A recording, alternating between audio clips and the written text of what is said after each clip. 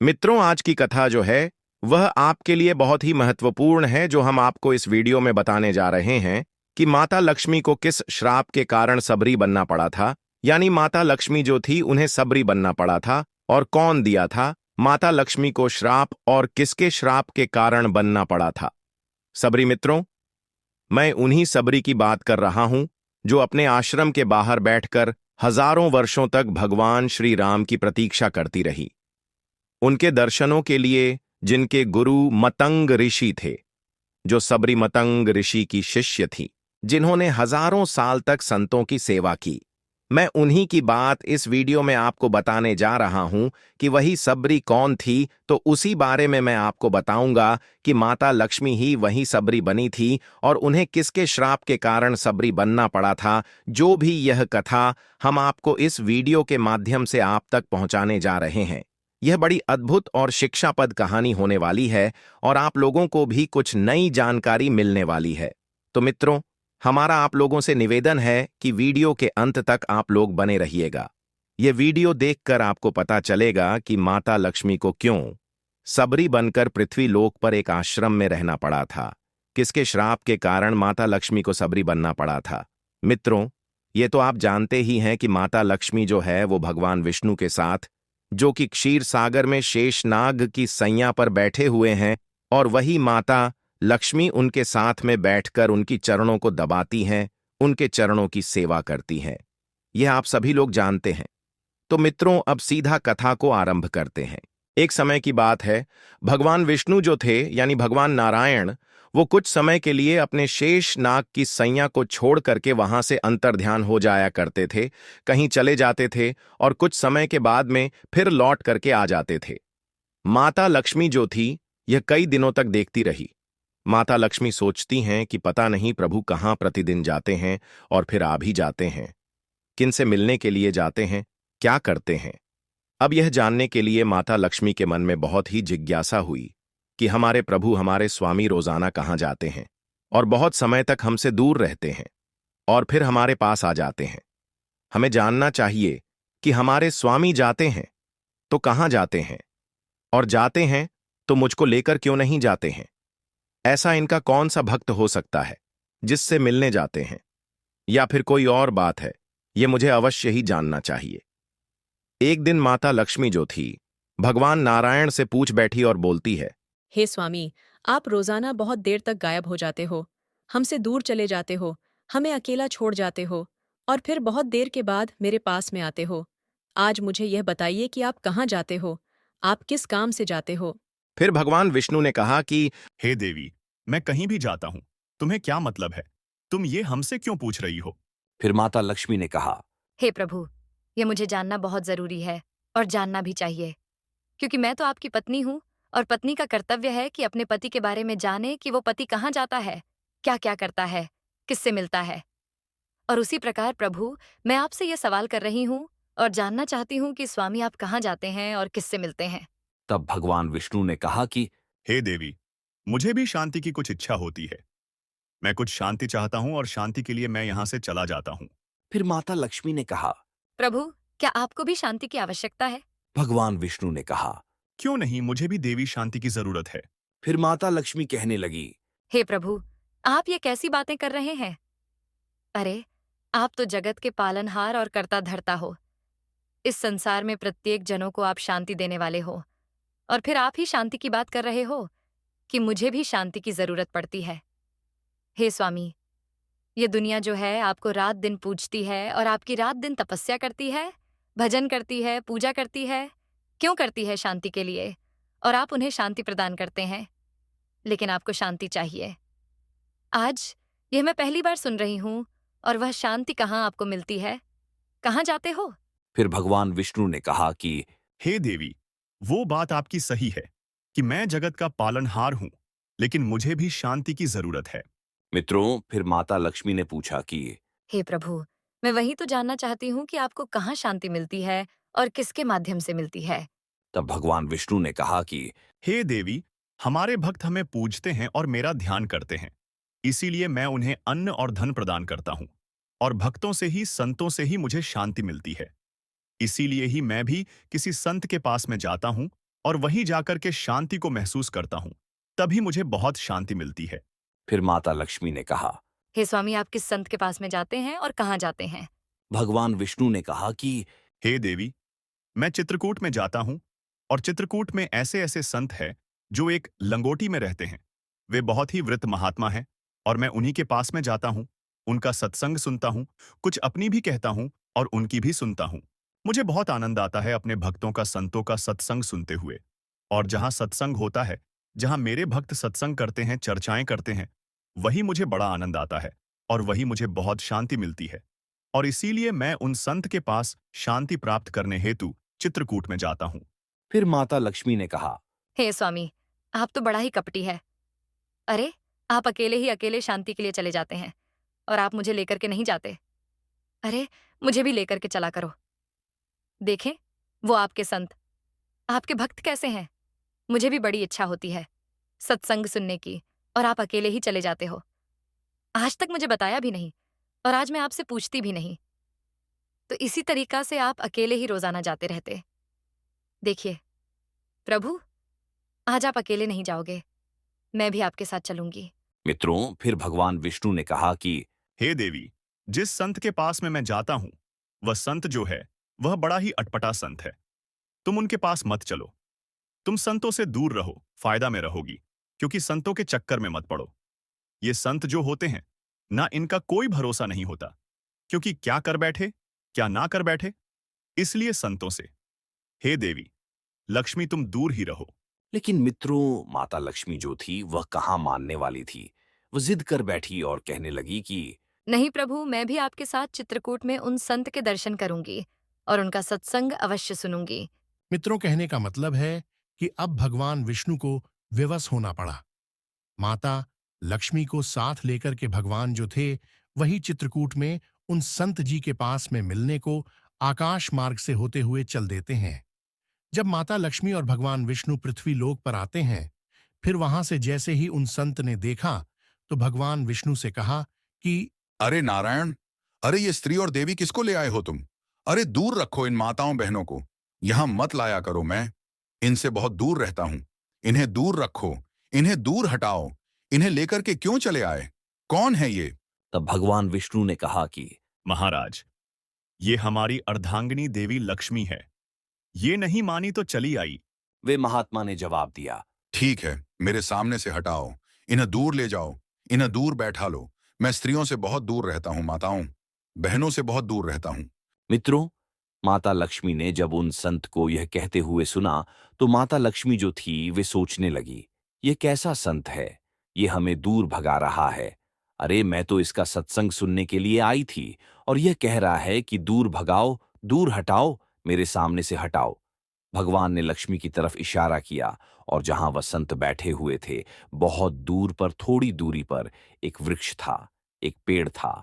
उस वृक्ष के पास में लक्ष्मी के बैठने के लिए भगवान जब इशारा कर देते हैं तो माता लक्ष्मी उसी वृक्ष के पास में जाती है। लेकिन संत ने कहा कि इन्हें और दूर हटाओ, तो भगवान ने उस वृक्ष से भी आगे माता लक्ष्मी को बैठा दिया। लेकिन संत ने लक्ष्मी की तरफ देखा नहीं। उसके बाद में संत जी ने कहा कि हे नारायण, तुम ये देवी को क्यों लाए हो?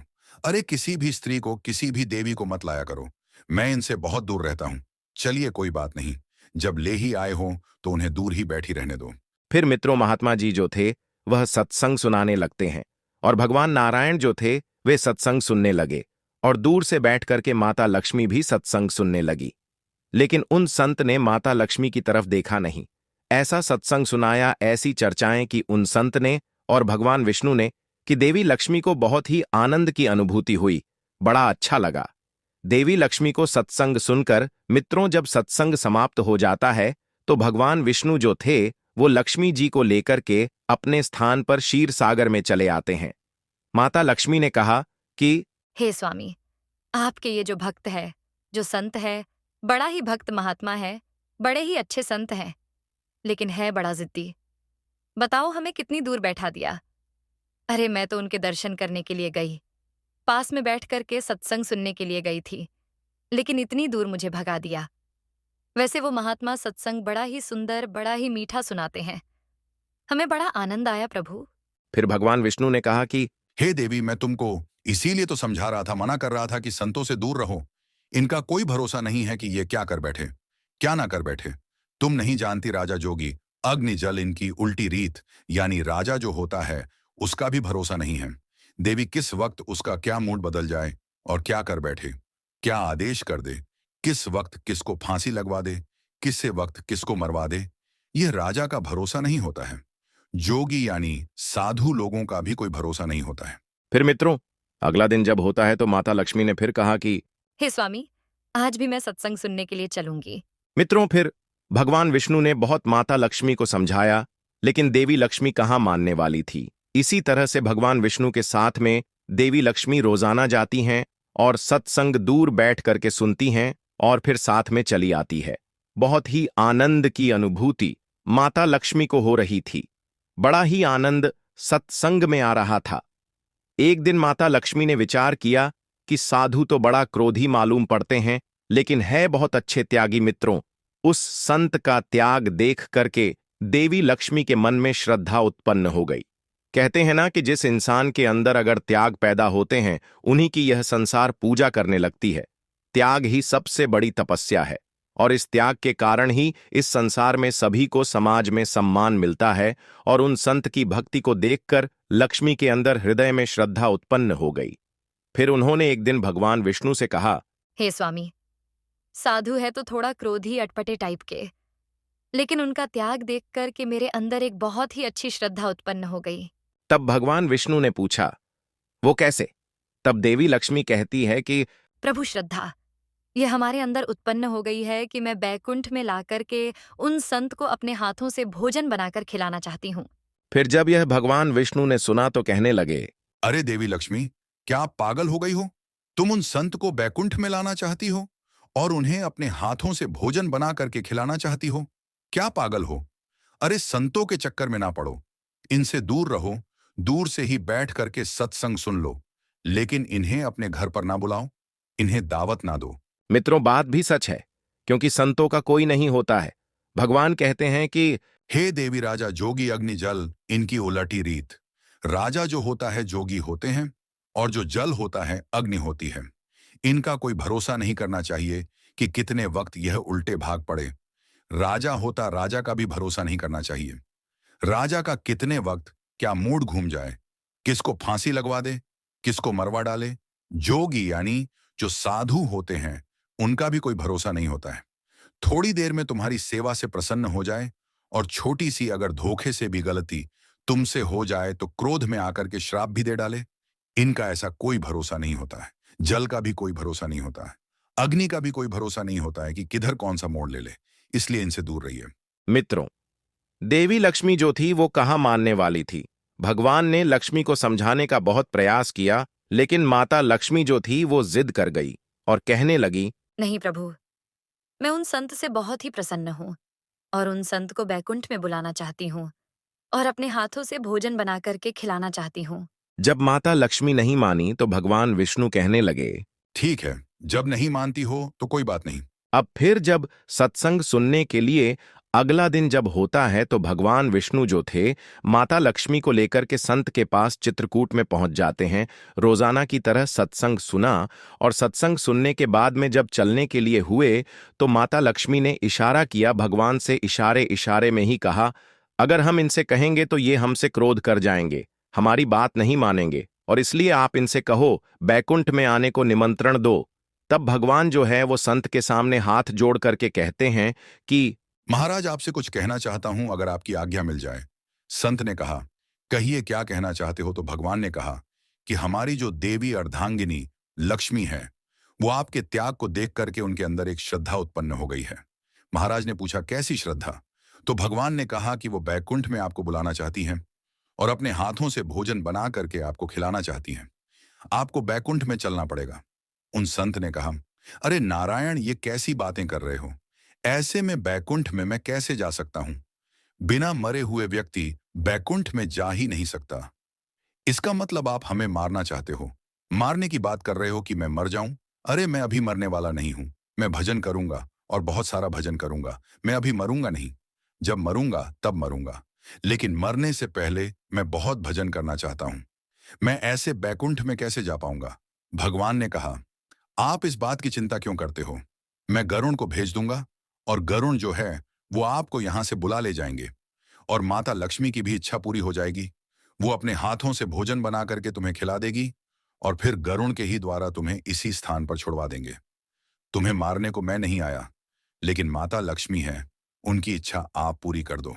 संत ने कहा, ठीक है, जब ऐसी बात है तो गरुड़ को भेज देना। मैं आऊंगा और माता लक्ष्मी की भी इच्छा पूरी करूंगा। उनके हाथों से बना हुआ प्रसाद भोजन जरूर खाऊंगा।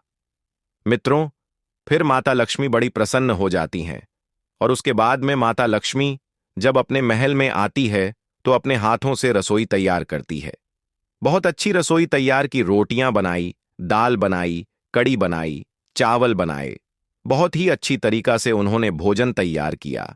फिर गरुड़ देव के द्वारा उन संत को चित्रकूट से बैकुंठ में बुलवा लिया और जब वही संत बैकुंठ में पहुंचते हैं तो माता लक्ष्मी जो थी वो तो थोड़ा साइड में हट गई। भगवान विष्णु ने स्वागत किया, उनके चरणों को धोया और एक बड़ा ही सुंदर आसन बिछाया। उस पर उन संत को बैठा लिया।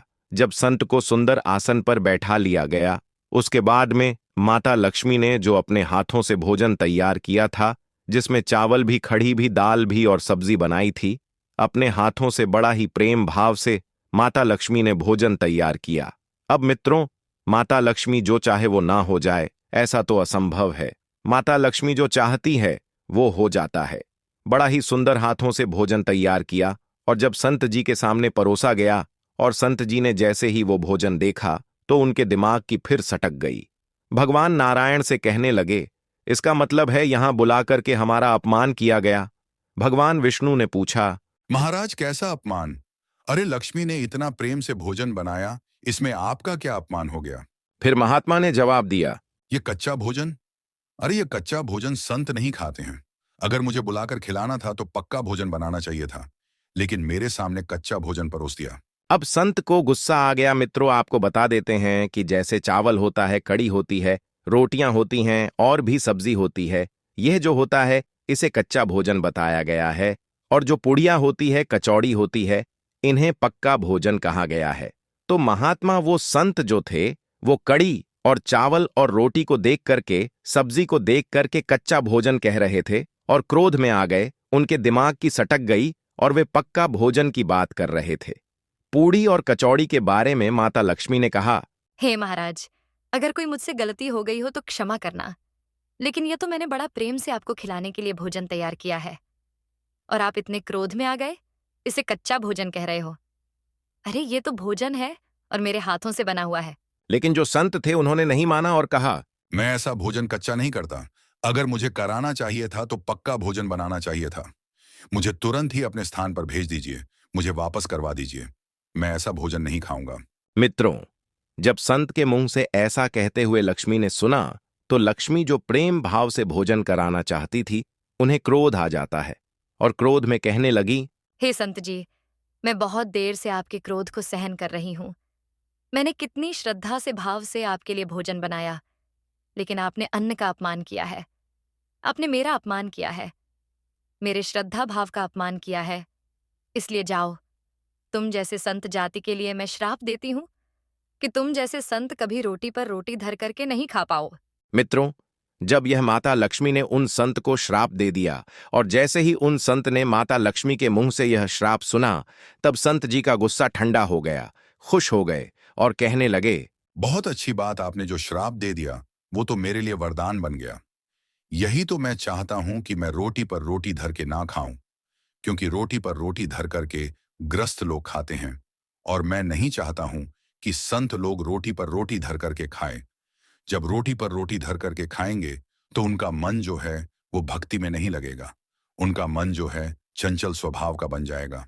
मित्रों, बात भी सच है कि जो मोटा भोजन करते हैं वो बैरागी बन जाते हैं और जो स्वादिष्ट तरह तरह का भोजन करते हैं उनका मन जो होता है वह चंचल स्वभाव का हो जाता है और जो स्वाद ढूंढते हैं उनका भी मन चंचल हो जाता है, उनका मन भक्ति में नहीं लगता। महात्मा जी बड़ा प्रसन्न होते हैं। महात्मा जी ने कहा कि हे देवी लक्ष्मी, तुमने यह जो श्राप दिया ये हम संतों के लिए एक वरदान बन गया, क्योंकि संतों के लिए क्या चाहिए? संत अगर असली है तो वो रोटी पर रोटी धर करके नहीं खाएगा, और संत को खाना भी नहीं चाहिए, और तभी वो बैरागी बन पाएगा, तभी भक्ति कर पाएगा। तुमने ये श्राप दिया, ये मेरे लिए वरदान दे दिया। महात्मा जी जो थे बड़ा प्रसन्न हो जाते हैं और उसके बाद में कहने लगे, तुम्हारे श्राप को सुन करके मुझे क्रोध तो नहीं आया, मैं बड़ा खुश हुआ हूं, लेकिन तुमने हम जैसे संतों को श्राप दिया है।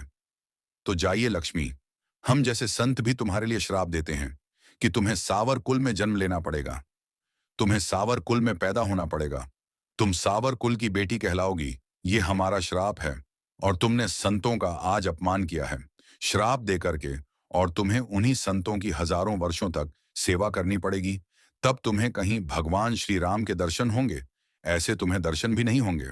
तो मित्रों, जो शबरी थी वे माता लक्ष्मी की अवतार थी। माता लक्ष्मी जो थी उनका अंश माता सवरी थी, यानी माता लक्ष्मी को ही सावर कुल में जन्म लेना पड़ा और वही आकर के सबरी बनी है।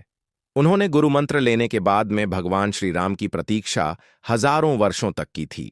और उधर भगवान राम की उम्र कितनी थी? कहते हैं कि जब भगवान राम को वनवास दिया गया था तो उस समय भगवान राम की उम्र 22 वर्ष की थी। अब 14 साल और जोड़ लो, 33-34 साल के होंगे, 35 साल के होंगे या 40 साल के होंगे। इससे ज्यादा भगवान श्री राम नहीं थे और सबरी की जो उम्र थी वह हजारों साल की थी। कहते हैं कि मतंग ऋषि को जब गुरु बनाया था, सबरी ने गुरु मंत्र लेने के बाद में 10,000 वर्षों तक राम की प्रतीक्षा की थी, संतों की सेवा की थी। 10,000 वर्षों के बाद में भगवान श्री राम को जब वनवास होता है और राम जो है जाते हैं और सबरी को दर्शन देने के लिए सबरी के पास में जब पहुंचते हैं तो सबरी जो है बहुत ही प्रसन्न हो जाती है। राम को देख करके उनका सम्मान करती है, स्वागत करती है। वहां पर भगवान श्री राम ने सबरी से कहा था कि कहे रघुपति सुन, भाविन बाता और मानव एक भक्त कर नाता। यानी श्री रघुनाथ जी ने कहा कि हे भावनी सबरी के लिए वहां पर भावनी कहाँ है, क्योंकि माता लक्ष्मी ही सबरी बनी थी, माता लक्ष्मी का ही अंश सबरी थी। इसीलिए भगवान श्री राम ने कहा था कि हे भामिनी, भामिनी कहते हैं स्त्री को, इसीलिए सबरी को। भामिनी कहा था कि मेरी बात सुन, मैं तो केवल एक भक्ति ही का संबंध मानता हूं और तुमने भक्ति से मुझे पा ही लिया। तो दोस्तों, एक संत के श्राप के कारण माता लक्ष्मी को साबर कुल में जन्म लेना पड़ा और उन्हें सबरी बनना पड़ा था, जिन्हें हजारों साल तक संतों की सेवा करनी पड़ी। फिर कहीं भगवान श्री राम के दर्शन हुए, उसके बाद में सबरी का उद्धार हुआ और उस श्राप से छुटकारा मिला। तो मित्रों, अब तो आप जान ही चुके हैं कि किस श्राप के कारण माता लक्ष्मी को सबरी बनना पड़ा था, जो हमने इस कथा में बताया है। मित्रों, अगर ये कथा आप लोगों को पसंद आई हो तो कमेंट बॉक्स में जय श्री हरि विष्णु और जय हो माता लक्ष्मी की लिख करके वीडियो को लाइक करके चैनल को सब्सक्राइब करके बेल आइकन ऑल पर प्रेस कर लीजिए, जिससे आप सभी लोगों को प्राचीन कथाएं और कहानियां सबसे पहले प्राप्त हो सके। मित्रों, वीडियो को पूरा देखने के लिए आप सभी लोगों का धन्यवाद।